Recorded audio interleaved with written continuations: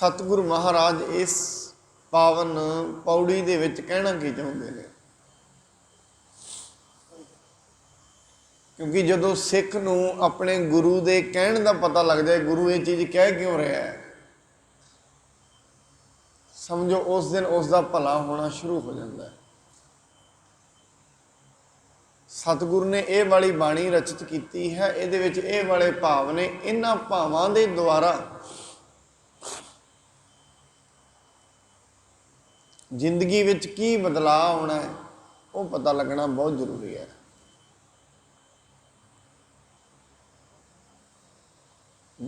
भावें मंदिर होए, भावें मस्जिद होए, भावें गुरुद्वारा होए, हरेक थां ते इस गल दे उत्ते बल दिता जाता है, परमात्मा का नाम जपो, उसनूं याद करो। इत्थे फिर एक सवाल खड़ा हो जाएगा, हर मनुख ये सवाल कर सकता है। चलो उसनूं याद ते कर लवांगे, उसनूं याद करन दे नाल होवेगा की? सवाल यह है, क्योंकि उसनूं याद ते करांगे, उसनूं याद करन दे नाल सानूं मिलना की है? सवाल यह है, क्यों याद किया जाए परमात्मा को? हुण पहलां तो यह सवाल मनुख के अंतर आत्मे च उठना बड़ा जरूरी है, दिलों ये सवाल उठना चाहिए। हुण जदों तई ये सवाल नहीं आया उदों तई फिर चलण की तैयारी नहीं हुई धर्म के मार्ग पर। तैयारी ये है पहला पता लगे मैं क्यों याद करना है। जे याद कर भी लिया फिर उसनूं याद करके मिलेगा की?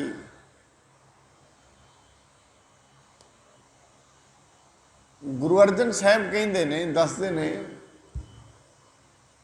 उसनूं याद करन दे नाल की मिलता है। उन्होंने कहेगा मेरी मुख्य जरूरत रोटी है, कि रब नूं याद करन दे नाल रोटी मिल जाएगी? मेरी मुख्य जरूरत घर परिवार है, मकान ने, मिल जाएंगे? ये मनुख दियां मुढ़ कदीमी जरूरतां ने, कि मिल जाणगियां? सतगुरु जी कहते बिल्कुल, महाराज ने घट्टो घट अज की इस पौड़ी दे विच तकरीबन 10 तो ज़्यादा चीज़ां गिनाइयां ने, जिहड़ियां सिर्फ तो सिर्फ परमेश्वर नूं याद करन दे नाल मिलदियां ने। महाराज पहली कहते हैं, खेम शांत रिद नवनिध, कहते अटल सुख मन का टिकाऊ, रिद्धियां ते 9 खजाने। रिद्धियां कहते ने योग दियां ताकतां, छोटा कर लेना, वड्डा कर लेना, शरीर नूं हवा च उड़ा लेना, ये सारियां रिद्धियां ने। निधि कहते ने हीरे नूं, मोती नूं, जवाहरात, ये सारियां सिद्धियां ने, 9 निधियां ने। सतगुरु जी कहते ये मिल जाणगियां कदों? जदों परमात्मा याद आउंदा है। जिवें जिवें परमात्मा की याद वधदी जाती है, वो याद आई जाता है, ये चीज़ां वधदियां जांदियां ने। आप जी कहोगे इन्हां दे वधण दा मैकेनिज्म की है, ये क्यों वधदियां ने? सवाल तो यह भी है। जप नाम रहे हाँ, याद परमात्मा नूं कर रहे हैं, वध दुनियावी चीज़ां रहीਆਂ ने। ऐसा क्यों? जिवें असीं वेखदे हां, कई थाई जांदे हां, कई दुकानां ते होए भी आह वाली चीज़ अगर तुसीं लैंदे हो, ਇਹਦੇ ਨਾਲ ਇਹ 5 चीज़ां ਐਵੇਂ मिल जाणगीਆਂ। कई वारी स्कीम आई हुंदी भी ਇਹਦੇ ਨਾਲ ਇਹ 5 ਐਵੇਂ मिल जाणगीਆਂ। ਐਵੇਂ महाराज ਕਹਿੰਦੇ ਨੇ ਇਹ ਜਿਹੜੀ ਸਾਰੀ ਪ੍ਰਿਥਵੀ ਹੈ, ਇਸ ਨੂੰ ਟਿਕਾਉਣ ਵਾਲੀ ਇੱਕ ਸ਼ਕਤੀ ਹੈ, ਜਿਸ ਨੂੰ ਅਸੀਂ ਚੇਤਨ ਸ਼ਕਤੀ ਕਹਿੰਦੇ ਹਾਂ। ਜਿਵੇਂ ਜਿਵੇਂ ਉਸ ਸ਼ਕਤੀ ਦੇ ਨੇੜੇ ਕੋਈ ਵੀ ਜਾਂਦਾ ਹੈ, ਕੋਈ ਵੀ ਸੁਰਤ ਜਾਪ ਕਰਦੀ ਕਰਦੀ ਉਹਦੇ ਕੋਲ ਪਹੁੰਚ ਜਾਂਦੀ ਹੈ, ਨਾਲੋਂ ਨਾਲ ਉਸ ਦੇ ਵਿੱਚ ਬਦਲਾਅ ਆਉਂਦੇ ਨੇ, ਨਾਲੋਂ ਨਾਲ। ਬਾਣੀ ਤੇ ਇਹ ਵੀ ਕਹਿੰਦੀ ਹੈ ਉਹ ਸ਼ਕਤੀ ਫਿਰ ਜਪਣ ਵਾਲੇ ਨੂੰ ਨੇੜੇ ਹੋ ਕੇ ਵਿਖਾਉਂਦੀ ਹੈ, ਭਾਵ ਉਸ ਨੂੰ ਇਹ ਅਨੁਭਵ ਕਰਾ ਦਿੰਦੀ ਹੈ ਮੈਂ ਹਾਂ। ਸ਼ਕਤੀ ਦਾ ਮਤਲਬ ਇਹ ਨਾ ਸਮਝਣਾ ਕਿਤੇ ਵੱਖਰਾ ਕੁਛ ਮੇਰੇ ਤੋਂ ਅਲੱਗ, ਨਹੀਂ, ਮੇਰੇ ਵਿੱਚ ਹੀ ਹੋ। ਅਸਲ 'ਚ ਜਿੰਨੇ ਵੀ ਦੁਨੀਆ ਤੇ ਮਨੁੱਖ ਨੇ, ਕੋਈ ਐਸਾ ਨਹੀਂ ਹੈ ਜਿਹਨੂੰ ਪਰਮਾਤਮਾ ਨਾ ਮਿਲਿਆ ਹੋਏ। ਉਹ ਸ਼ਕਤੀ ਸਾਰਿਆਂ ਕੋਲ ਹੀ ਹੈ। ਜੀਵਾਂ ਕੋਲ, ਭਾਵੇਂ ਉਹ ਚੇਤਨ ਨੇ, ਭਾਵੇਂ ਉਹ ਪਸ਼ੂ ਨੇ, ਭਾਵੇਂ ਪੰਛੀ ਨੇ, ਸਾਰਿਆਂ ਕੋਲ ਹੀ ਹੈ। ਉਹ ਸ਼ਕਤੀ ਸਾਰਿਆਂ ਦੇ ਵਿੱਚ ਹੀ, ਜਿਹਨੂੰ ਬਾਣੀ ਕਹਿੰਦੀ ਸਭ ਮਹਿ ਜੋਤ, ਜੋਤ ਹੈ ਸੋਏ, ਤਿਸ ਦੇ ਚਾਨਣ ਸਭ ਮਹਿ ਚਾਨਣ ਹੋਏ। ਉਹ ਸ਼ਕਤੀ ਸਾਰਿਆਂ ਵਿੱਚ ਹੀ ਹੈ, ਜਿੰਨੀ ਦੁਨੀਆ ਸਭ ਵਿੱਚ ਹੀ ਹੈ। ਫਿਰ ਜੇ ਸਾਰਿਆਂ ਵਿੱਚ ਹੈ ਪਰਮਾਤਮਾ, ਆਪਾਂ ਕਹਿੰਦੇ ਹਾਂ ਸਾਰਿਆਂ ਵਿੱਚ ਹੈ, ਸਾਰਿਆਂ ਵਿੱਚ ਹੋਣ ਕਰਕੇ ਮੇਰੇ ਵਿੱਚ ਵੀ ਹੈ, ਫਿਰ ਮੈਨੂੰ ਵਿਖਦਾ ਕਿਉਂ ਨਹੀਂ ਹੈ?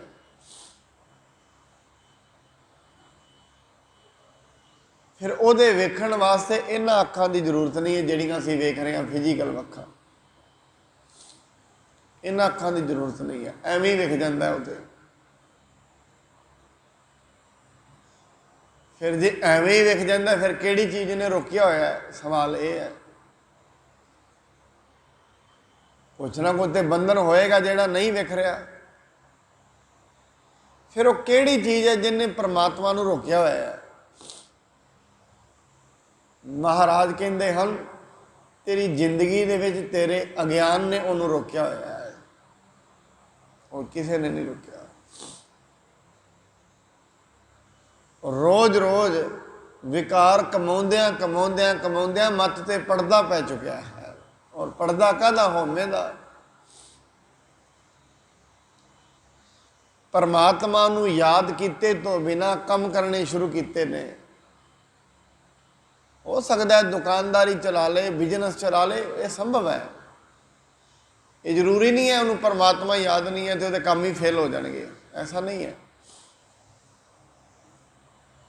हाँ, ये जरूर है जो परमात्मा याद नहीं है जिंदगी के विचों आनंद ते चला जाएगा, ये सच है।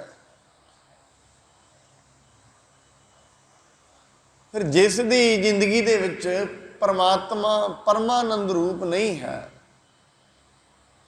उसकी जिंदगी विच आनंद नहीं है, होर सारा कुछ ही है। तो तुसी हैरान हो जाओगे जेड़ा वो मनुख सवेरे उठ के काम भी करता है ना, इसे लिए करता है मैनू आनंद मिले। हरेक मनुख सवेरे उठता है, हरेक मनुख की कोई ना कोई सीमा तय हुई है, मैं आ चीज़ मैनू मिल जाए तो मैनू आनंद आ जाए, हरेक मनुख की। फिर जदों मनुख उस चीज़ नूं पाउण दी खातर समय नूं भुल जाता है, दुनियावी लोक लाज नूं भुल जाता है, बरादरी नूं, सब इन्हां सब भैणां भरावां सब नूं भुल जाता है। ਫਿਰ ਦੁਨੀਆ ਦੇ ਵਿੱਚ ਜਿੰਨੇ ਵੀ ਮਨੁੱਖ ਨੇ ਇੱਥੇ ਤੁਰੇ ਫਿਰਦੇ ਨੇ, ਹਰੇਕ ਮਨੁੱਖ ਜ਼ਿੰਦਗੀ ਵਿੱਚ ਕੋਈ ਨਾ ਕੋਈ ਚੀਜ਼ ਪ੍ਰਾਪਤ ਕਰਨੀ ਚਾਹੁੰਦਾ ਹੈ। ਕਾਹਦੇ ਲਈ? ਤੁਸੀਂ ਕਹੋਗੇ ਵੀ ਕਾਹਦੇ ਲਈ ਪ੍ਰਾਪਤ ਕਰਨਾ ਚਾਹੁੰਦਾ ਹੈ? ਉਹ ਇਸ ਲਈ ਪ੍ਰਾਪਤ ਕਰਨਾ ਚਾਹੁੰਦਾ, ਆਨੰਦ ਲੈਣਾ ਚਾਹੁੰਦਾ ਉਹਦੇ ਵਿੱਚ। ਹਰੇਕ ਮਨੁੱਖ, ਕਿਉਂਕਿ ਜਦੋਂ ਤਾਈਂ ਉਹ ਆਨੰਦ ਨਹੀਂ ਆਏਗਾ ਉਦੋਂ ਤਾਈਂ ਇਹਨੂੰ ਜ਼ਿੰਦਗੀ ਸੌਖੀ ਨਹੀਂ ਲੱਗਦੀ। ਹੁਣ ਫਰਜ਼ ਕਰੋ ਇੱਕ ਮਨੁੱਖ ਨੂੰ ਜ਼ਿੰਦਗੀ ਦੇ ਬੱਚਾ ਹੈ, ਜਿਵੇਂ ਉਹ 10ਵੀਂ 12ਵੀਂ ਕਲਾਸ ਦੇ ਵਿੱਚ ਪੜ੍ਹਦਾ ਹੈ,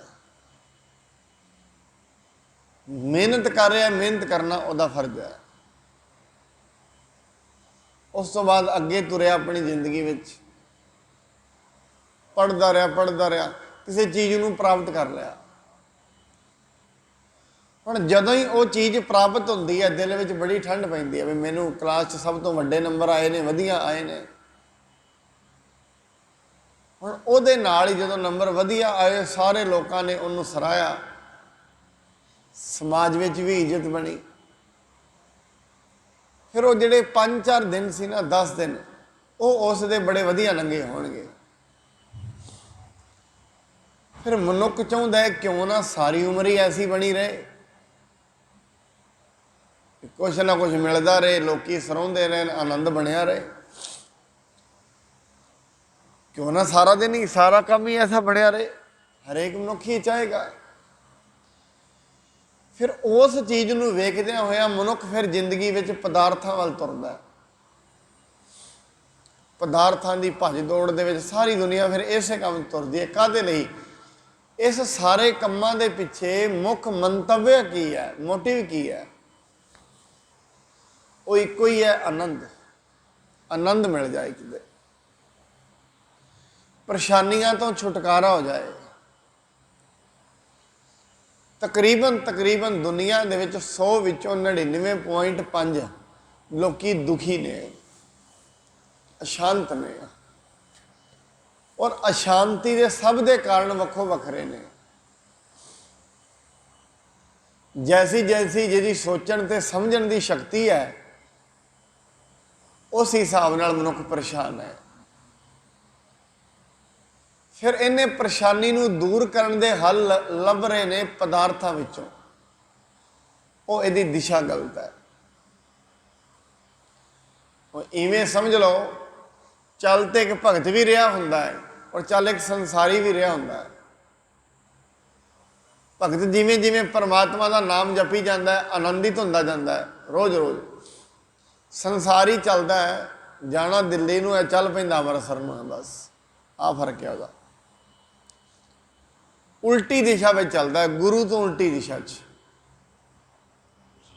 ਆਪਣੇ ਮਨ ਦੀ ਮਰਜ਼ੀ ਕਰਕੇ ਚੱਲਦਾ ਹੈ। ਉਹ ਵੱਖਰੀ ਗੱਲ ਹੈ, ਗੁਰੂ ਨੂੰ ਮੱਥਾ ਟੇਕੇ, ਗੁਰੂ ਦੀ ਬਾਣੀ ਨੂੰ ਪੜ੍ਹ ਵੀ ਲਵੇ, ਉਹ ਵੱਖਰੀਆਂ ਗੱਲਾਂ ਨੇ।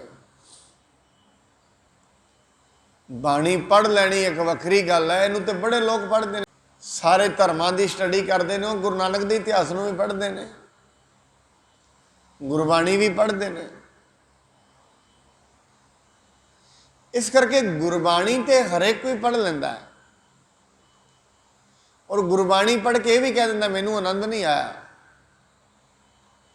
ਪਰ ਜ਼ਿੰਦਗੀ ਨਹੀਂ ਬਦਲੀ।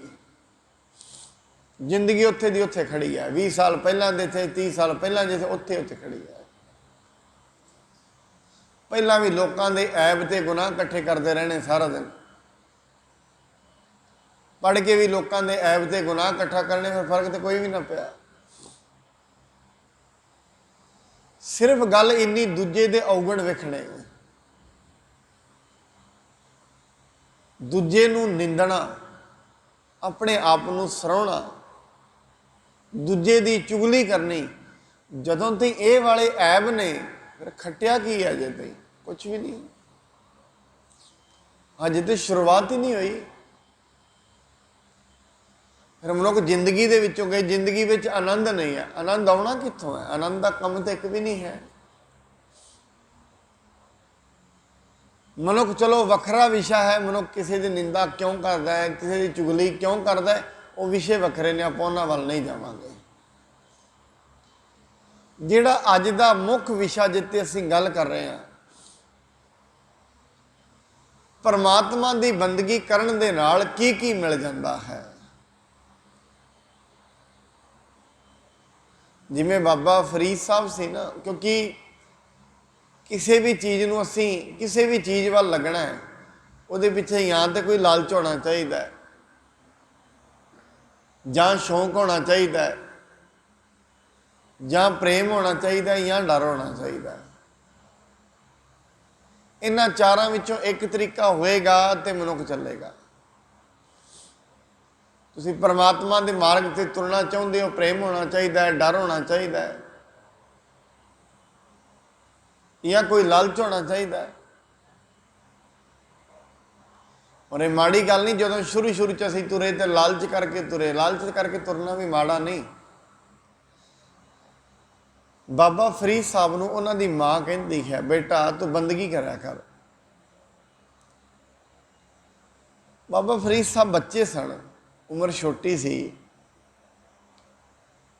ਆਪਣੀ ਮਾਂ ਨੂੰ ਕਹਿੰਦੇ ਨੇ, ਮਾਂ ਜੇ ਮੈਂ ਬੰਦਗੀ ਕਰ ਵੀ ਲਾਂਗਾ ਤੇ ਰੱਬ ਮੈਨੂੰ ਕੀ ਦੇਵੇਗਾ? ਮੈਂ ਆਪਣਾ ਜਿਹੜਾ ਸਮਾਂ ਖੇਡਣ ਤੇ ਗੁਜ਼ਾਰਦਾ ਹਾਂ, ਇੰਨੀ ਦੇਰ ਮੈਂ ਆਨੰਦ ਲੈਂਦਾ, ਪਰਮਾਤਮਾ ਮੈਨੂੰ ਕੀ ਦੇਵੇਗਾ? ਉਸਦੀ ਮਾਂ ਕਹਿੰਦੀ, ਬੇਟਾ ਰੱਬ ਤੈਨੂੰ ਗੁੜ ਦੇਵੇਗਾ। ਉਸ ਸਮੇਂ ਗੋੜੀ ਮਿਠਾਈ ਹੁੰਦੀ ਸੀ। ਅੱਛਾ ਕਿ ਫਿਰ ਤਾਂ ਬੜੀ ਵਧੀਆ ਗੱਲ ਹੈ। ਫਰੀਦ ਸਾਹਿਬ ਨੇ ਬੰਦਗੀ ਸ਼ੁਰੂ ਕੀਤੀ। ਮਾਂ ਨੇ ਮੁਸੱਲਾ ਵਿਛਾਉਣਾ, ਉਹਦੇ ਥੱਲੇ ਗੁੜ ਪਹਿਲਾਂ ਹੀ ਰੱਖ ਦੇਣਾ। ਫਰੀਦ ਸਾਹਿਬ ਨੇ ਬੰਦਗੀ ਕਰਕੇ ਉੱਠਣਾ, ਥੱਲੋਂ ਗੁੜ ਲੱਭਣਾ, ਬੜੇ ਖੁਸ਼ ਹੋਣਾ ਵੀ ਰੱਬ ਤੇ ਬਹੁਤ ਵੱਡਾ ਹੈ, ਮੈਂ ਬੰਦਗੀ ਕਰਦਾ ਤੇ ਮੈਨੂੰ ਨਾਲੋਂ ਨਾਲ ਹੀ ਗੁੜ ਦੇ ਦਿੰਦਾ। ਲਗਾਤਾਰ ਇਹ ਪ੍ਰੋਸੈਸ ਚੱਲਦਾ ਰਿਹਾ।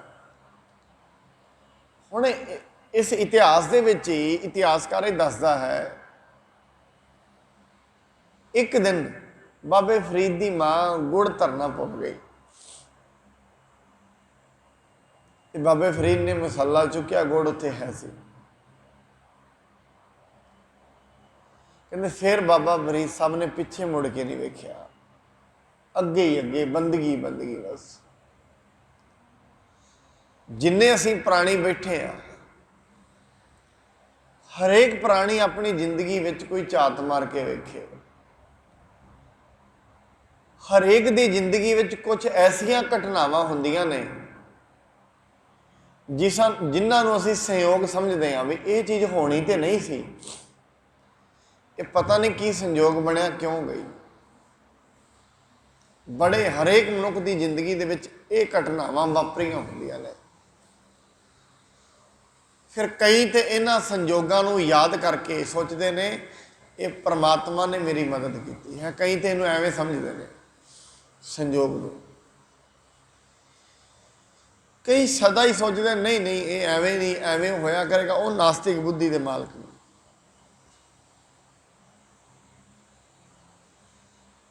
ਸਾਹਿਬ ਜੀ ਕਹਿੰਦੇ ਨੇ, ਖੇਮ ਸ਼ਾਂਤ ਰਿੱਧ ਨਵ ਨਿਧ, ਬੁੱਧ ਗਿਆਨ ਸਰਬ ਤਹ ਸਿੱਧ। ਇਹ ਵਸਤੂਆਂ ਉਹਨੂੰ ਪ੍ਰਾਪਤ ਹੁੰਦੀਆਂ ਨੇ, ਇਹ ਜਿਹੜੀਆਂ ਆਪਾਂ ਨਾਂ ਲਏ ਨੇ, ਸ਼ਾਂਤੀ, ਅਟਲ ਸ਼ਾਂਤੀ, ਅਟਲ ਸੁਖ, ਰਿੱਧੀਆਂ ਤੇ ਸਿੱਧੀਆਂ, ਚੰਗੀ ਬੁੱਧੀ ਦਾ ਮਾਲਕ ਤੇ ਗਿਆਨ। ਇਹ ਪੰਜ ਚੀਜ਼ਾਂ ਆਪ ਜੀ ਦੇ ਸਮਕਸ਼ ਮੈਂ ਰੱਖੀਆਂ ਨੇ। ਅੰਤ ਦੇ ਵਿੱਚ ਮਹਾਰਾਜ ਪਹਿਲਾਂ ਚੀਜ਼ਾਂ ਗਿਣਾ ਰਹੇ ਨੇ, ਕਿਹੜੀਆਂ ਕਿਹੜੀਆਂ ਵਸਤੂਆਂ ਮਿਲ ਜਾਂਦੀਆਂ ਨੇ। ਅੰਤ ਦੇ ਵਿੱਚ ਇਹ ਦੱਸਣਗੇ ਕਿਹਦੇ ਨਾਲ ਮਿਲਦੀਆਂ ਨੇ। ਪਰਮਾਤਮਾ ਦੀ ਬੰਦਗੀ ਕਰਦਿਆਂ ਜਿਹੜੀ ਬੁੱਧੀ ਹੁੰਦੀ ਹੈ ਉਹ ਵੀ ਵਿਕਾਸਸ਼ੀਲ ਹੋ ਜਾਂਦੀ ਹੈ, ਸਮਝ ਵੱਧਦੀ ਹੈ। ਉਸ ਦੀ ਕਿਰਪਾ ਐਸੀ ਹੈ, ਜਦੋਂ ਮਨੁੱਖ ਜਪ ਕਰਦਾ ਹੈ ਨਾ, ਉਸ ਦੀ ਕਿਰਪਾ ਹੀ ਐਸੀ ਬਣ ਜਾਂਦੀ ਹੈ। ਬਾਣੀ ਪੜ੍ਹਦੇ ਹਾਂ, ਜਪ ਕਰਦੇ ਹਾਂ, ਕੋਈ ਵੀ ਵਿਧੀ ਹੈ, ਬਾਕੀ ਸਾਰੀਆਂ ਵਿਧੀਆਂ ਨੇ,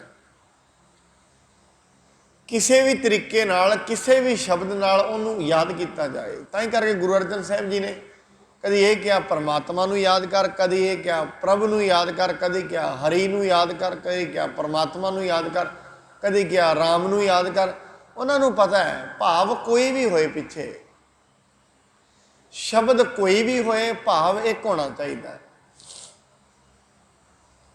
शब्द असी कोई भी जप रहे हैं, उस दे पिछे भाव यह होना चाहिए भी मैं जिहड़ी दुनिया की चेतन सत्ता है उन्होंने याद कर रहा,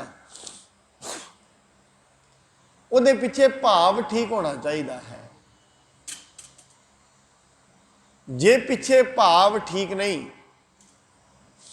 तो मुख दे विच रब रब है, फिर वह मनुख किते नहीं पहुँच पाएगा, उसकी सुरत तुरेगी नहीं।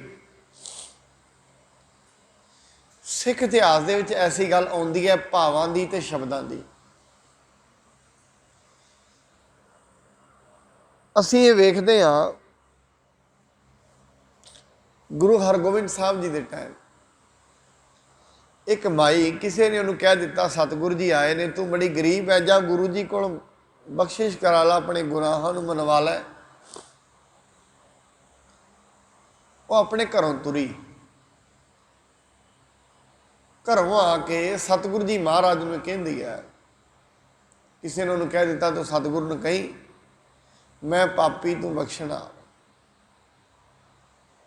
अनपढ़ बीबी सी, चलती चलती आउंदे आउंदे शब्द बदल गया।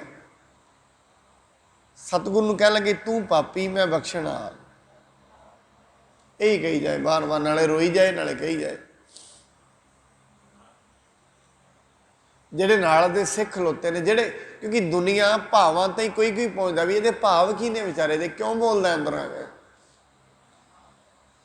लोग शब्दां नूं सुनते ने ते जवाब देण विच बड़ी काहली दिंदे ने। ये कदी नोट करना अज की दुनिया ते खास कर, मनुख उन्हां चीज़ां दे जवाब देई जांदा है जिहड़ी उन्हें कदी पढ़ियां नहीं, सिर्फ उवें बिना गल तो लत्त अड़ाई जांदा है। मैं कई बारी वेखना पिंडां थावां दे विच या किते शहरों में जिथे भी कोई चार इंसान बैठे ने, गल चल गई है डॉक्टरी दी, आयुर्वेद की चल गई, एलोपैथी की चल गई। वो अपने आप इवें लत्त अड़ाई जाणगे, उन्हें कदी वो पढ़िया नहीं, कदी जानिया नहीं। हो सकता है सारे 8वीं 8वीं फेल होना थे, 10वीं 10वीं। कदे आयुर्वेदिक का नहीं पता, एलोपैथी का नहीं पता, बहस उन्होंने चलती रहेगी। और बहस भी की डांगा, बस उन्होंने थले लाना, उन्होंने थले लाना, बस आ बहस। इवें किसी होर गल ते चलते, बस बहस करदी भी अगले नूं थले लाना है। पढ़िया कोई भी नहीं विचों, किसी चीज़ बारे भी नहीं, एवें धर्म की दुनिया की बहस कर ले। महाराज तो ये कहते हैं तू महाराज नूं सारा पढ़िया है कि महाराज नूं जाने, महाराज कहना की चाहते हैं। जिसने कदे कोई ग्रंथ पढ़िया नहीं, कितों जाके विद्या लई नहीं, हरेक कोई ज्ञानी बन गया। सुनन की तो शक्ति नहीं रही किसी में, सुनाउण की शक्ति है बस। दूजी एक होर गल, एक आदत मनुख की बनती जा रही, शायद बदलनी चाहिए है। मनुख दूजे की गल सुनता नहीं है, विच ही कट दिंदा है। मेरी सुनो पहला, जदों तई सुनन की गल नहीं आएगी उदों तई मनन की गल किवें जाएगी। फिर जिस करके जिन सुनना नहीं ना आया उन्होंने मनना कदे नहीं आना। इस करके गुरु साहब जी ने सुनन की गल पहला रखी है। रब ने ना एक जीव दी है, 2 कंन दिते ने। यदा मतलब की है, ये सिंबोलिक है। यदा मतलब यह है भी सुनना ज़्यादा है, बोलना घट है। बोलने वास्ते जीभ कली है, सुनने वास्ते 2 कंन ने। कहते सुनना ज़्यादा है, बोलना घट है। सुनो ज़्यादा, सुनन का मादा रखो अंदर, सुनन की शक्ति रखो, सुनाउण की शक्ति नहीं। ये समझ के रखे भी मैं की सुना सकता हाँ, मैनू पता की है, कुछ भी नहीं। पर मनुख के अंदर हंकार प्रबल है, वो कहता मैं ही जानता सारा कुछ, हर चीज़ बारे पता ही मैनू, और किसी को पता ही कुछ नहीं। इस करके मनुख तो अज ऑलराउंडर हो गया है। ਉਹਦੇ ਸਾਹਮਣੇ ਡਾਕਟਰੀ ਦੀ ਗੱਲ ਸ਼ੁਰੂ ਕਰ ਲਓ, ਉਹਦੀ ਸੁਣਾ ਦੇਗਾ। ਧਰਮ ਦੀ ਸ਼ੁਰੂ ਕਰ ਲਓ, ਉਹਦੀ ਸੁਣਾਏਗਾ। ਮੁਸਲਮਾਨਾਂ ਦੀ ਸ਼ੁਰੂ ਕਰ ਲਓ, ਉਹਦੀ ਸੁਣਾ। ਹਿੰਦੂਆਂ ਦੀ, ਸਾਰੇ ਧਰਮਾਂ ਦੀ ਸੁਣਾ ਦੇਗਾ। ਤੁਸੀਂ ਵਕੀਲੀ ਦੀ ਸ਼ੁਰੂ ਕਰੋ, ਉਹ ਸੁਣਾ ਦੇਗਾ। ਵਕਾਲਤ ਕਾਨੂੰਨ ਦੀ ਸ਼ੁਰੂ ਕਰੋ, ਉਹ ਸੁਣਾ ਦੇਗਾ। ਪੜ੍ਹਿਆ ਕਿਸੇ ਬਾਰੇ ਵੀ ਨਹੀਂ, ਹਰੇਕ ਚੀਜ਼ ਬਾਰੇ ਗਿਆਨੀ ਬਣ ਗਿਆ। ਹਰੇਕ ਕਿਸੇ ਵੀ ਚੀਜ਼ ਵਿੱਚ ਮਹਾਰਤ ਨਹੀਂ। ਬੀਬੀ ਸਤਿਗੁਰੂ ਮਹਾਰਾਜ ਦੇ ਕੋਲ ਆਈ। ਹੁਣ ਉਸ ਬੀਬੀ ਦੇ ਜਿਹੜੇ ਭਾਵ ਨੇ, ਭਾਵ ਤੇ ਨਿਰਮਲ ਨੇ, ਸ਼ਬਦ ਮੈਲੇ ਨੇ।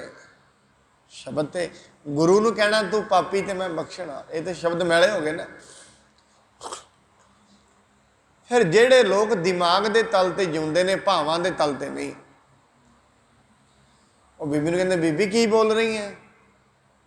ਉਹਨਾਂ ਤੇ ਕਹਿਣਾ ਹੀ ਸੀ, ਕੋਈ ਦਿਮਾਗੀ ਤਲ ਤੇ ਜਿਉ ਰਹੇ ਨੇ, ਸਰੀਰ ਦੇ ਤਲ ਤੇ ਜਿਉਣ ਵਾਲੇ ਲੋਕ। ਤੂੰ ਸਤਿਗੁਰੂ ਜੀ ਨੂੰ ਇਹ ਕਹਿ ਦਿੱਤਾ। ਸਤਿਗੁਰੂ ਜੀ ਕਹਿੰਦੇ ਚੁੱਪ ਹੋ ਜਾਓ ਮਹਾਰਾਜ ਦਾ। ਮਹਾਰਾਜ ਨੂੰ ਤੇ ਬੋਲਣ ਹੀ ਨਹੀਂ ਦੇ ਰਹੇ ਅਜੇ। ਮਹਾਰਾਜ ਕਹਿੰਦੇ ਭਾਈ ਥੋੜੀ ਚੁੱਪ ਤੇ ਰਹੋ, ਮੈਂ ਦੱਸਦਾ ਇਹਨੂੰ ਕੀ ਹੈ। ਨਹੀਂ ਮਹਾਰਾਜ ਤੁਹਾਨੂੰ ਮਾੜਾ ਕਹਿ, ਮਹਾਰਾਜ ਕਹਿੰਦੇ ਮੈਂ ਦੱਸਦਾ ਨਾ। ਐਸੇ ਲੋਕ ਤੇ ਗੁਰੂ ਵੀ ਬੋਲਦਾ ਹੋਏਗਾ ਨਾ, ਗੁਰੂ ਦੇ ਸਾਹਮਣੇ ਵੀ ਖੜੇ ਹੋ ਜਾਣਗੇ, ਤੁਸੀਂ ਨਹੀਂ ਅਸੀਂ ਬੋਲਦੇ ਹਾਂ, ਅਸੀਂ ਦੱਸ ਦਿੰਦੇ। ਮਹਾਰਾਜ ਕਹਿੰਦੇ ਅਸੀਂ ਜਾਣਦੇ ਹਾਂ, ਇਹ ਜੋ ਕਹਿਣਾ ਚਾਹ ਰਹੀ ਹੈ ਅਸੀਂ ਜਾਣਦੇ ਹਾਂ। ਇਹਦੇ ਸ਼ਬਦ ਹੀ ਮਾੜੇ ਨੇ, ਇਹਦੇ ਭਾਵ ਬੜੇ ਨਿਰਮਲ ਨੇ। ਸ਼ਬਦਾਂ ਵੱਲ ਨਾ ਜਾਓ, ਤੁਸੀਂ ਭਾਵਾਂ ਵੱਲ ਜਾਓ। ਫਿਰ ਜਿਹੜਾ ਭਾਵਾਂ ਦੇ ਤਲ ਤੇ ਜਿਉਣ ਲੱਗ ਜਾਏ ਉਹਨੂੰ ਹੀ ਭਗਤ ਕਿਹਾ ਜਾਂਦਾ ਹੈ। ਤਰਕ ਦੇ ਤਲ ਤੇ ਜਿਉਣ ਲੱਗ ਜਾਏ ਉਹਨੂੰ ਸਾਇੰਸਦਾਨ ਕਿਹਾ ਜਾਂਦਾ ਹੈ, ਵਿਗਿਆਨੀ ਕਿਹਾ ਜਾਂਦਾ ਹੈ। ਭਾਵਾਂ ਦੇ ਤਲ ਤੇ ਜਿਉਣ ਲੱਗ ਜਾਏ ਉਹਨੂੰ ਭਗਤ ਕਿਹਾ ਜਾਂਦਾ ਹੈ। ਸਤਿਗੁਰੂ ਜੀ ਕਹਿੰਦੇ ਨੇ ਉਸ ਮਨੁੱਖ ਦੇ ਕੋਲ ਬੁੱਧੀ ਵੀ ਆ ਜਾਂਦੀ ਹੈ, ਸ੍ਰੇਸ਼ਟ ਬੁੱਧੀ। ਉਹਦੇ ਕੋਲ ਦਿਮਾਗ ਬੜਾ ਵੱਡਾ ਆ ਜਾਂਦਾ ਹੈ, ਯਾਦ ਕਰਨ ਦੀ ਸ਼ਕਤੀ ਉਹਦੀ ਬੜੀ ਹੋ ਜਾਂਦੀ ਹੈ। ਕਿਹਦੀ? ਜਿਹਦੇ ਕੋਲ ਪਰਮਾਤਮਾ ਦੀ ਇਕਾਗਰਤਾ ਤੇ ਬੰਦਗੀ ਆ ਜਾਂਦੀ। ਐਸਾ ਕਿਉਂ ਹੈ? ਕਿਉਂਕਿ ਪਰਮਾਤਮਾ ਤੋਂ ਬਿਨਾ, ਨਾਮ ਤੋਂ ਬਿਨਾ ਮਨੁੱਖ ਦੀ ਜਿਹੜੀ ਇਕਾਗਰਤਾ ਹੈ ਉਹ ਬਿਖਰੀ ਹੋਈ ਹੈ। ਜਿਵੇਂ ਜਿਵੇਂ ਪਰਮਾਤਮਾ ਦੇ ਹੁਕਮ ਦੀ ਸਮਝ ਆਉਂਦੀ ਰਹੇਗੀ, ਜਿੱਥੇ ਜਿੱਥੇ ਇਕਾਗਰਤਾ ਲੱਗੀ ਹੋਈ ਹੈ ਉੱਥੋਂ ਤੋਂ ਉੱਠਣੀ ਸ਼ੁਰੂ ਹੋ ਜਾਏਗੀ। ਜਿਵੇਂ ਅੱਧਾ ਕੁ ਦਿਮਾਗ ਮਨੁੱਖ ਦਾ ਕਾਮ ਵਿੱਚ ਲੱਗਿਆ ਹੋਇਆ ਹੈ, ਅੱਧਾ ਲੋਭ ਵਿੱਚ ਲੱਗਿਆ ਹੋਇਆ ਹੈ, ਅੱਧਾ ਕਿਸੇ ਦੇ ਈਰਖਾ 'ਚ ਲੱਗਿਆ ਹੋਇਆ ਹੈ, ਕਿਸੇ ਦੀ ਨਿੰਦਾ 'ਚ ਲੱਗਾ ਹੋਇਆ ਹੈ। ਇਹ ਸਾਰੀਆਂ ਚੀਜ਼ਾਂ ਨੇ ਦਿਮਾਗ ਨੂੰ ਖਾਧਾ ਹੋਇਆ ਹੈ। ਇਹਨਾਂ ਰਸਾਂ ਨੇ ਦਿਮਾਗ ਨੂੰ ਡਿਵਾਈਡ ਕੀਤਾ ਹੈ। ਜਿਵੇਂ ਜਿਵੇਂ ਬੰਦਗੀ ਕਰਦੇ ਹਾਂ ਬੁੱਧੀ ਉਜਲ ਹੁੰਦੀ ਹੈ, ਭਾਰ ਲੱਥਦਾ ਹੈ ਬੁੱਧੀ ਦੇ ਉੱਤੋਂ, ਮਾੜਿਆਂ ਵਿਕਾਰਾਂ ਦਾ ਭਾਰ ਲੈਂਦਾ ਹੈ। ਫਿਰ ਜਿਵੇਂ ਜਿਵੇਂ ਉਹ ਲਏਗਾ ਸਮਝ ਆਉਣੀ ਸ਼ੁਰੂ ਹੋ ਜਾਏਗੀ। ਫਿਰ ਮਨੁੱਖ ਇਕਾਗਰਤਾ ਵਿੱਚ ਆਉਣਾ ਸ਼ੁਰੂ ਹੋ ਜਾਏਗਾ। ਇਸ ਕਰਕੇ ਜਿਹੜਾ ਮਨੁੱਖ ਇਕਾਗਰ ਹੋ ਗਿਆ ਉਸ ਦੀ ਯਾਦ ਕਰਨ ਦੀ ਸ਼ਕਤੀ ਬੜੀ ਜ਼ਿਆਦਾ ਹੋ ਜਾਂਦੀ ਹੈ। ਇਸ ਕਰਕੇ ਕਹਿੰਦੇ ਨੇ ਵਿਵੇਕਾਨੰਦ ਹੋਏ ਨੇ, ਬੜੀ ਬੰਦਗੀ ਕਰਦੇ ਹੁੰਦੇ ਸੀ। ਜਿਹੜੀ ਕਿਤਾਬ ਨੂੰ ਉਹਨਾਂ ਨੇ ਪੜ੍ਹ ਲੈਣਾ, ਕਹਿੰਦੇ ਇੰਨੀ ਉਹਨਾਂ ਦੀ ਇਕਾਗਰਤਾ ਸ਼ਕਤੀ ਸੀ, ਜਿੱਥੋਂ ਮਰਜੀ ਜਿਹੜੇ ਮਰਜੀ ਸਫੇ ਤੋਂ ਉਹਨਾਂ ਨੂੰ ਪੁੱਛ ਲਓ, ਇੰਨੀ ਇਕਾਗਰਤਾ। ਹੋਰ ਤੇ ਦੂਰ ਆਪਾਂ ਜਾਣਦੇ ਹਾਂ ਸਤਿਗੁਰੂ ਜੀ ਮਹਾਰਾਜ ਗੁਰੂ ਗੋਬਿੰਦ ਸਿੰਘ ਜੀ, ਜਦੋਂ ਇਹ ਜਿਹੜੀ ਬੀੜ ਦੇ ਆਪਾਂ ਦਰਸ਼ਨ ਕਰ ਰਹੇ ਹਾਂ, ਮਹਾਰਾਜ ਦੀ ਪੋਥੀ ਸਾਹਿਬ ਦੇ ਦਰਸ਼ਨ ਕਰਦੇ ਹਾਂ, ਗੁਰੂ ਗ੍ਰੰਥ ਸਾਹਿਬ ਦੇ ਦਰਸ਼ਨ ਕਰਦੇ ਹਾਂ, ਮਹਾਰਾਜ ਜੀ ਨੇ ਸਿੰਘਾਂ ਨੂੰ ਭੇਜਿਆ ਵੀ ਜਾਓ ਫਲਾਣੇ ਸਿੰਘਾਂ ਕੋਲੋਂ ਬੀੜ ਲੈ ਕੇ ਆਓ। ਉਹਨਾਂ ਨੇ ਅੱਗੇ ਜਾ ਕੇ ਜਵਾਬ ਦੇ ਦਿੱਤਾ ਸਤਿਗੁਰੂ ਜੀ ਨੂੰ, ਸਿੰਘਾਂ ਨੂੰ ਕਹਿੰਦੇ ਜੇ ਗੁਰੂ ਪੂਰਨ ਹੈ ਫਿਰ ਸਾਰੀ ਬਾਣੀ ਆਪ ਲਿਖ ਲੈਣ। ਗੁਰੂ ਗੋਬਿੰਦ ਸਿੰਘ ਜੀ ਆਂਦੇ ਆ ਜਾਓ। ਫਿਰ ਜਿਹੜੀ ਬੀੜ ਦੇ ਅਸੀਂ ਦਰਸ਼ਨ ਕਰਦੇ ਹਾਂ, ਗੁਰੂ ਗੋਬਿੰਦ ਸਿੰਘ ਮਹਾਰਾਜ ਜੀ ਨੇ ਭਾਈ ਮਨੀ ਸਿੰਘ ਨੂੰ ਕੋਲ ਬਿਠਾ ਕੇ ਮੂੰਹ ਜ਼ਬਾਨੀ ਇਹ ਸਾਰੀ ਬੀੜ ਦਿਖਾ ਦਿੱਤੀ। ਫਿਰ ਜੈਸੀ ਗੁਰੂ ਦੀ ਅਵਸਥਾ ਹੁੰਦੀ ਹੈ, ਸਿੱਖ ਦੀ ਅਵਸਥਾ ਉੱਥੇ ਹੀ ਪਹੁੰਚ ਜਾਂਦੀ ਹੈ। ਇੰਨੀ ਬੁੱਧੀ, ਕਿਉਂਕਿ ਜਿਹੜਾ ਦਿਮਾਗ ਹੈ, ਜਿਹੜਾ ਮੈਲਾ ਹੋਇਆ ਪਿਆ ਹੈ, ਜਿਸ ਦੇ ਉੱਤੇ ਈਰਖਾ, ਵਿਕਾਰ, ਲੋਭ, ਕਾਮ, ਕ੍ਰੋਧ ਇਹ ਚੜੇ ਹੋਏ ਨੇ, ਇਹ ਰੋਜ਼ ਰੋਜ਼ ਲੈਣੇ ਸ਼ੁਰੂ ਹੋ ਜਾਂਦੇ ਨੇ। ਜਿਵੇਂ ਜਿਵੇਂ ਅਸੀਂ ਬੰਦਗੀ ਕਰਾਂਗੇ ਲੈਣੇ ਸ਼ੁਰੂ ਹੋ ਜਾਣਗੇ। ਅੱਗੇ ਮਹਾਰਾਜ ਕਹਿੰਦੇ ਵਿਦਿਆ ਤਪ ਜੋਗ ਪ੍ਰਭ ਧਿਆਨ ਗਿਆਨ ਸ੍ਰੇਸ਼ਟ ਊਤਮ ਇਸ਼ਨਾਨ। ਕਹਿੰਦੇ ਉਸ ਮਨੁੱਖ ਨੂੰ ਵਿਦਿਆ ਮਿਲ ਜਾਏਗੀ, ਤਪ ਜੋਗ ਅਕਾਲ ਪੁਰਖ ਦਾ ਧਿਆਨ, ਨਾਲ ਦੀ ਨਾਲ ਕਹਿੰਦੇ ਉਹਦੇ ਹਿਰਦੇ ਦੇ ਵਿੱਚ ਸ੍ਰੇਸ਼ਟ ਗਿਆਨ, ਚੰਗੇ ਤੋਂ ਚੰਗਾ ਭਾਵ, ਤੀਰਥਾਂ ਦਾ ਇਸ਼ਨਾਨ, ਉਸ ਦੇ ਅੰਦਰ ਚੰਗੇ ਤੋਂ ਚੰਗੇ ਭਾਵ ਪੈਦਾ ਹੋ ਜਾਣਗੇ। ਦੁਨੀਆ ਦਾ ਸ੍ਰੇਸ਼ਟ ਗਿਆਨ ਉਹਨੂੰ ਮਿਲਣਾ ਸ਼ੁਰੂ ਹੋ ਜਾਏਗਾ। ਇਸ ਕਰਕੇ ਕਦੀ ਤੁਸੀਂ ਨੋਟ ਕਰੋ, ਅੱਜ ਦੀ ਜਿਹੜੀ ਵਿਗਿਆਨ ਹੈ ਨਾ, ਵਿਗਿਆਨ ਵੀ ਇਹ ਨਹੀਂ ਦੱਸ ਪਾਈ ਦੁਨੀਆ ਦੇ ਉੱਤੇ ਕਿੰਨੀ ਜੁੰਡੀਆਂ ਨੇ। ਇਹ 84 ਲੱਖ ਜਿਹੜੀਆਂ ਜੁੰਡੀਆਂ ਨੇ ਇਹ ਵਿਗਿਆਨ ਨੇ ਨਹੀਂ ਦੱਸੀਆਂ, ਇਹ ਉਹਨਾਂ ਨੇ ਦੱਸੀਆਂ ਨੇ ਜਿਨ੍ਹਾਂ ਨੇ ਨਾਮ ਜਪਿਆ, ਬੰਦਗੀ ਕੀਤੀ ਹੈ। ਉਹਨਾਂ ਨੇ ਕਾਊਂਟਿੰਗ ਕਿਵੇਂ ਕਰ ਲਈ? ਹੈਰਾਨਗੀ ਇਹ ਹੈ। ਜਿਹੜੇ ਗ੍ਰਹਿਾਂ ਦੀ ਅਸੀਂ ਖੋਜ ਕਰਦੇ ਹਾਂ, ਸ਼ਨੀ ਮੰਗਲ, ਜਾਂ ਆਪਾਂ ਹੋਰ ਗ੍ਰਹਿਾਂ ਦੀ ਖੋਜ ਕਰ ਰਹੇ ਹਾਂ, ਮੰਗਲ ਗ੍ਰਹਿ, ਬੁੱਧ ਗ੍ਰਹਿ, ਜਿਨ੍ਹਾਂ ਨੂੰ ਆਪਾਂ ਹਿੰਦੀ ਵਿੱਚ ਕਹਿੰਦੇ ਹਾਂ, ਇਹਨਾਂ ਗ੍ਰਹਿਾਂ ਦੀ ਖੋਜ ਅੱਜ ਤੋਂ ਕੋਈ ਤਕਰੀਬਨ 3004 ਸਾਲ ਪਹਿਲਾਂ ਕਰ ਦਿੱਤੀ ਗਈ ਸੀ। ਇੱਕ ਚੀਜ਼ ਨੋਟ ਕਰਨ ਦੀ ਹੈ, ਉਦੋਂ ਤੇ ਦੂਰਬੀਨਾਂ ਵੀ ਨਹੀਂ ਸਨ, ਖੁਰਦਬੀਨਾਂ ਨਹੀਂ ਸਨ। ਕਿਵੇਂ ਹੋ ਗਈ ਖੋਜ? ਗੁਰੂ ਨਾਨਕ ਸਾਹਿਬ ਆਪਣੀ ਬਾਣੀ ਵਿੱਚ ਕਹਿੰਦੇ ਨੇ ਪਰਮਾਤਮਾ ਪਰੇ ਤੋਂ ਪਰੇ ਹੈ, ਉਹਦਾ ਅੰਤ ਨਹੀਂ ਲਿਆ ਜਾ ਸਕਦਾ, ਉਹਦੀ ਪ੍ਰਕਿਰਤੀ ਦਾ ਅੰਤ ਨਹੀਂ ਹੈ, ਪਤਾ ਨਹੀਂ ਕਿੱਥੋਂ ਤਾਈਂ ਹੈ, ਲੇਖਾ ਹੋਏ ਤਾਂ ਲਿਖੀ ਹੈ, ਲਿਖਿਆ ਹੋਏ ਵਿਨਾਸ਼। ਇਹ ਗੱਲ ਉਹਨਾਂ ਕਿਵੇਂ ਕਹਿ ਦਿੱਤੀ? ਇਹਦਾ ਮਤਲਬ ਇਹ ਹੈ ਜਪ ਦੇ ਵਿੱਚੋਂ ਦਿਮਾਗ ਪੈਦਾ ਹੁੰਦਾ, ਸ੍ਰੇਸ਼ਟਾਈ ਪੈਦਾ ਹੁੰਦੀ ਹੈ, ਬੁੱਧੀ ਪੈਦਾ ਹੁੰਦੀ ਹੈ। ਜਿਹੜੀਆਂ ਚੀਜ਼ਾਂ ਵਿਗਿਆਨ ਯੰਤਰਾਂ ਦੇ ਨਾਲ ਨਹੀਂ ਕਰ ਪਾਇਆ, ਉਹ ਚੀਜ਼ਾਂ ਜਿਨ੍ਹਾਂ ਲੋਕਾਂ ਨੇ ਨਾਮ ਜਪਿਆ, ਬਾਣੀ ਕਹਿੰਦੀ ਹਰ ਸਿਮਰਨ ਕਰ ਭਗਤ ਪ੍ਰਗਟਾਏ, ਹਰ ਸਿਮਰਨ ਲਗ ਬੇਦ ਉਪਾਏ। ਸਰੀਰ ਦੇ ਵਿੱਚ ਆਤਮਾ ਹੈ, ਉਹਦੇ ਉੱਤੇ ਇੱਕ ਸਰੀਰ ਹੋਰ ਹੈ, ਕਿੰਨੀ ਖੋਜ ਕਰ ਲਈ ਉਹਨਾਂ ਨੇ। ਜਿਸ ਦਿਨ ਧਨਵੰਤਰ ਵੈਦ ਨੇ ਸਾਰੀ ਜੜੀ ਬੂਟੀਆਂ ਦੇ ਗੁਣ ਲਿਖੇ ਨੇ, ਉਹਨਾਂ ਦੇ ਦੋਸ਼ ਲਿਖੇ ਨੇ, ਉਹਨਾਂ ਕੋਈ ਥਰਮਾਮੀਟਰ ਲਾ ਕੇ ਵੇਖਿਆ ਰੁੱਖਾਂ ਨੂੰ? ਕਿਵੇਂ ਪਤਾ ਲੱਗ ਗਿਆ ਉਹਨੂੰ? ਇਹ ਗੱਲਾਂ ਤੇ ਵਿਚਾਰ ਕਰਨ ਦੀ ਲੋੜ ਹੈ। ਉਹਨਾਂ ਨੂੰ ਕਿਵੇਂ ਪਤਾ ਲੱਗ ਗਿਆ ਫਲਾਣੀ ਬੂਟੀ ਇਹਦੇ ਵਿੱਚ ਆਹ ਗੁਣ ਨੇ, ਦੂਜੀ ਵਿੱਚ ਆਹ ਗੁਣ ਨੇ, ਤੀਜੀ ਵਿੱਚ ਆਹ ਗੁਣ ਨੇ? ਕੋਈ ਹਰੇਕ ਚੀਜ਼ ਦਾ ਗਿਆਨ। ਇਹਦਾ ਮਤਲਬ ਹੈ ਉਹਨਾਂ ਕੋਲ ਜਪ ਸੀ। ਜਪ ਕਰਨ ਦੇ ਨਾਲ ਮਨੁੱਖ ਨੂੰ ਇਹ ਸਾਰਾ ਹੀ ਗਿਆਨ ਆ ਜਾਂਦਾ, ਜਿਵੇਂ ਜਿਵੇਂ ਜਪ ਵੱਧਦਾ ਜਾਏਗਾ। ਇਸੇ ਕਰਕੇ ਹੋ ਸਕਦਾ ਹੈ ਮਨੁੱਖ ਦੁਨਿਆਵੀ ਤੌਰ ਤੇ ਕੁਝ ਵੀ ਨਾ ਪੜ੍ਹਿਆ ਹੋਏ, ਸੰਸਾਰੀ ਤੌਰ ਤੇ ਉਹਨੂੰ ਗਿਆਨ ਨਾ ਹੋਵੇ,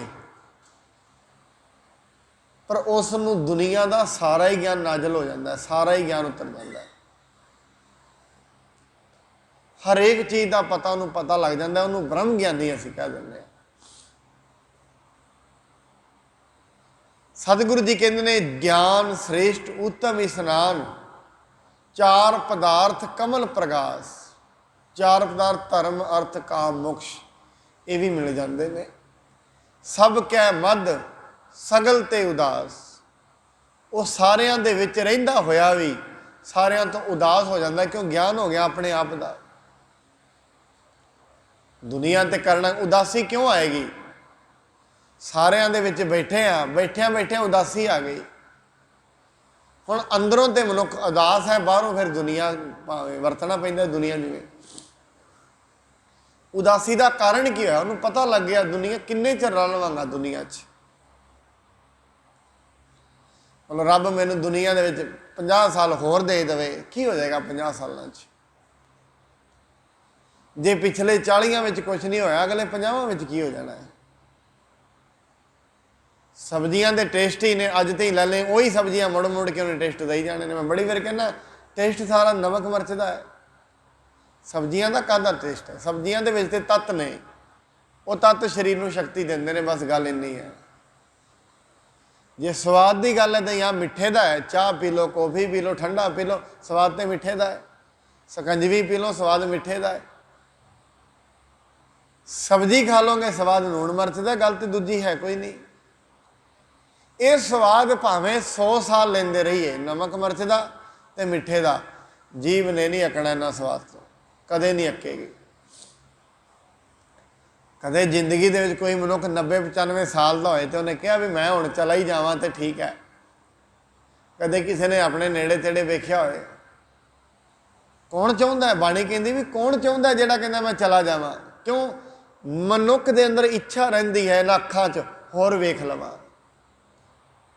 इन्हां कन्नां दे विच इच्छा रहिंदी है होर सुण लवां, इस जीव दे विच इच्छा रहिंदी है होर खा लवां, इन्हां इंद्रियां दे विच रस रहिंदा है होर भोग लवां। कदों ताईं? जदों ताईं ज्ञान नहीं है, जदों ताईं समझ नहीं है। जिस दिन समझ आ गई भी किन्ना कुछ चिर होर रहेगा ये काम, असल नूं तो एक दिन समाप्त होना ही है, फिर मनुख सारी दुनिया दे विच रहिंदा होया भी उदास हो जाएगा। समझ लग गई जिस दिन, फिर वो पदार्थ नहीं छड्डेगा। पदार्थ काहनूं छड्डणे ने? पदार्थ छड्ड के किहनूं विखाउणा भी मैं रोटी ही नहीं खाता, रोटी छड्ड दित्ती है, कपड़े छड्ड, वो काहतों छड्डणे ने? समझ आ गई अंदरों, रस अपने आप छुट गया। रस छड्डना है, पदार्थ नहीं छड्डना, कारोबार नहीं छड्डना, कारोबार नहीं छड्डना, रस छड्ड देना। समझ लैनी है बस। जो समझ बंदगी नाल आउणी है तो रोज़ रोज़ आउणी है, या तो रोज़ रोज़ समझ घट जाती है, सुरत थल्ले नूं जाती रहिंदी है। सुरत का मतलब समझ, या फिर सुरत रोज़ रोज़ वधदी है। जो ते परमात्मा नूं याद करदा है, उहदा नाम लैंदा है, जपे किवें मर्जी, और रोज़ रोज़ वध रहा है तो उन्होंने पता भी लगता रहता है भी ये चीज़ उन्होंने ऐसा अनुभव होएगा। कभी भी जे कभी बंदगी वाले मार्ग ते आप जी तुरोगे अगे अगे, इस चीज़ को कभी नोट करना, कई चीज़ां सानू ऐसे अनुभव हो जाएगियां अपने कोलों ही, असीं कहांगे ये तो मैं कदे सोचिया ही नहीं सी, इस एंगल ते तो वेखी नहीं दुनिया कदे। फिर मनुख के अंदर विकास पैदा हो जाता है, फिर लगातार चलता है बंदगी के मार्ग पर। महाराज कहते हैं 4 पदार्थ कमल प्रगास, सब कै मद सगल ते उदास, सुंदर चतुर तत् का बेता, समदर्शी एक दृष्टेता। वो जिहड़ा मनुख है वो सियाणा हो जाता है तो जगत के मूल परमात्मा नूं जान लैंदा है। उन्होंने पता लग जाता है दुनिया किसी के चलाया चलती है, मेरे चलाया नहीं चलती। अपने आप को छड्ड के साइड च खलो जाता है। वो कहता मेरी बुद्धि नाल किन्नी चल जाएगी, कहता किसी के चलाया चलती है दुनिया। जिन्हों महाराज ने बाणी में ना बड़ी बारी कहा, कहते मनुख कर्म भी छड्ड दे तू, जी कहना भी कर्मां नाल मैं कर्म करांगा तो कुछ मिल जाए, कहते नहीं, कहते ये जिहड़ी सारी दुनिया ये तो खेड है, कहता परमात्मा उन्होंने दिल करता किसी को भखारी बना देंदा, किसी को राजा बना देंदा। एक दाते एक भिखारी जी सब तेरे चोज विड़ाना। कोई दाता है, कोई भखारी है, ये सारे उहदे चोज ने, उहदियां खेडां ने। ਅਸੀਂ ਕਹਿੰਦੇ नहीं ये पिछे कर्म ने, बाणी कहती खेड है वह। जिन्ने लोग ने सारिਆਂ ਨੂੰ खिडा रहा है, जिवें ਜਿਹੜੀਆਂ गुड्डियां ਹੁੰਦੀਆਂ ने ना पुतलियां ਲੱਕੜ ਦੀਆਂ ਹੁੰਦੀਆਂ ਨੇ, ਉਹ ਵਿਚਾਰੀਆਂ ਕੀ ਜਾਣਦੀਆਂ ਨੇ, ਜਿਹੜਾ ਉਹਨਾਂ ਨੂੰ ਪਿੱਛੇ ਫੜ ਕੇ ਬੈਠਾ ਉਹ ਜਾਣਦਾ ਕੀ ਹੋਣਾ ਹੈ। अंत दे विच महाराज कहते हैं समदर्शी एक दृष्टेता, ਉਹਦੀ नज़र एक हो जाती है। ਉਹਨੂੰ ना शराबी विच नशेड़ी विच माड़ा लगता है ते ना संत विच चंगा, बराबर नज़र। ਉਹਦੇ वास्ते ना कोई माड़ा ना कोई चंगा। याद रखना जदों तक कोई चंगा है साडे लई, कोई ना कोई माड़ा भी है। जदों तक कोई ना कोई माड़ा है उदों तक कोई ना कोई चंगा भी है। फिर जदों तक ये दोवें चीज़ां चलदियां ने ਉਦੋਂ ਤੇ ਮੁਕਤੀ ਨਹੀਂ ਹੈ, ਆਨੰਦ ਨਹੀਂ ਹੈ। ਮਹਾਰਾਜ ਇਹ ਫਲ ਤਿਸ ਜਨ ਕੈ ਮੁਖ ਭਨੇ, ਗੁਰੂ ਨਾਨਕ ਨਾਮ ਬਚਨ ਮਨ ਸੁਣੇ। ਕਹਿੰਦੇ ਇਹ ਸਾਰੇ ਫਲ ਹੈ ਨਾਨਕ ਉਸ ਮਨੁੱਖ ਦੇ ਅੰਦਰ ਆ ਵਸਦੇ ਹਨ ਜੋ ਗੁਰੂ ਦੇ ਬਚਨ ਤੇ ਪ੍ਰਭੂ ਦੇ ਨਾਮ ਨੂੰ ਮੂੰਹੋਂ ਉਚਾਰਦਾ ਹੈ। ਜਿੰਨੇ ਉੱਤੇ ਮਹਾਰਾਜ ਨੇ ਬਚਨ ਦੱਸੇ ਨੇ, ਕਹਿੰਦੇ ਸਾਰੇ ਉਸ ਮਨੁੱਖ ਦੇ ਅੰਦਰ ਆ ਜਾਂਦੇ ਨੇ।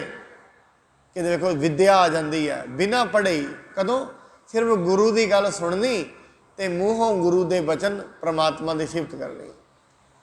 ਸਾਧ ਸੰਗਤ ਧਿਆਨ ਨਾਲ ਕਦੇ ਜਾ ਕੇ ਇਸ ਪੰਕਤੀ ਨੂੰ ਪੜ੍ਹਿਓ, ਕਿੰਨੇ ਗੁਣ ਨੇ। ਵਿਦਿਆ, ਤਪ, ਜੋਗ, ਪ੍ਰਭ, 4 ਪਦਾਰਥ, ਰਿੱਧੀਆਂ ਸਿੱਧੀਆਂ, ਇਹ ਕੋਈ ਛੋਟੀਆਂ ਗੱਲਾਂ ਨਹੀਂ ਸਾਧ ਸੰਗਤ, ਬਹੁਤ ਉਚੇਰੇ ਪੱਧਰ ਦੀਆਂ ਗੱਲਾਂ ਨੇ ਜੋ ਸਤਿਗੁਰੂ ਮਹਾਰਾਜ ਨੇ ਸਾਨੂੰ ਦੱਸੀਆਂ ਨੇ।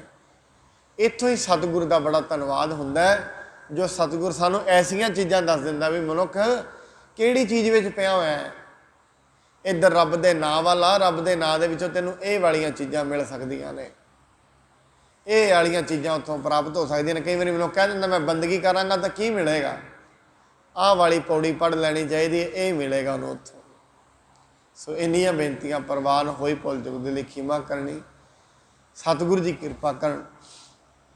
ਜਿੰਨੇ ਸਤਸੰਗੀ ਆਪ ਚੱਲ ਕੇ ਆਉਂਦੇ ਹੋ ਸਾਰਿਆਂ ਦੇ ਸਿਰਾਂ ਤੇ ਮਿਹਰ ਭਰਿਆ ਹੱਥ ਰੱਖਣ, ਘਰਾਂ ਪਰਿਵਾਰਾਂ 'ਚ ਸੁੱਖ ਸ਼ਾਂਤੀ ਚੜ੍ਹਦੀ ਕਲਾ ਦੀ ਦਾਤ ਬਖਸ਼ਣ। ਇੰਨੀਆਂ ਬੇਨਤੀਆਂ ਪ੍ਰਵਾਨ। ਵਾਹਿਗੁਰੂ ਜੀ ਕਾ ਖਾਲਸਾ, ਵਾਹਿਗੁਰੂ ਜੀ ਕੀ ਫਤਿਹ।